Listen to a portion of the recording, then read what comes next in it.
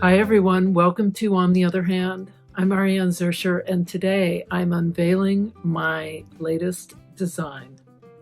This project began with a friend of mine who said that she had seen a Japanese rice sack and loved it. And I'd never even heard of a Japanese rice sack. So I went to YouTube and I Googled Japanese rice sacks. And there I found a British man who shows how to make and sew together a Japanese rice sack. And I thought, well, that's brilliant. It's a drawstring sack, which I wanted. And I also wanted it large enough to be a standalone project bin, as well as something that I could close if I wanted to. So I began to design my variation on a Japanese rice sack. I have my faux cork bottom with my little metal feet that it sits on. It has a soft and stable inside, so it's very much its own little bin by itself. But if you want to, you can pull the drawstrings and cinch them up to make them close. I was inspired by rock gardens.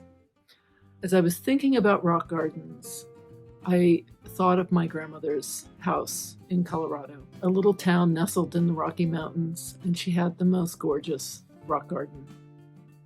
Huge, big boulders covered in lichen and different things, moss, of all different sizes, and around which she planted beautiful, beautiful flowers.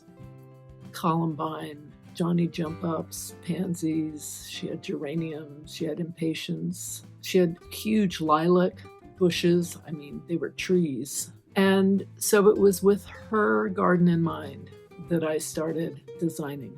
One of the things I love about this project bag, it's a big bag. I could put my knitting in. I could put a whole variety of different things. So, for instance, my little needle roll.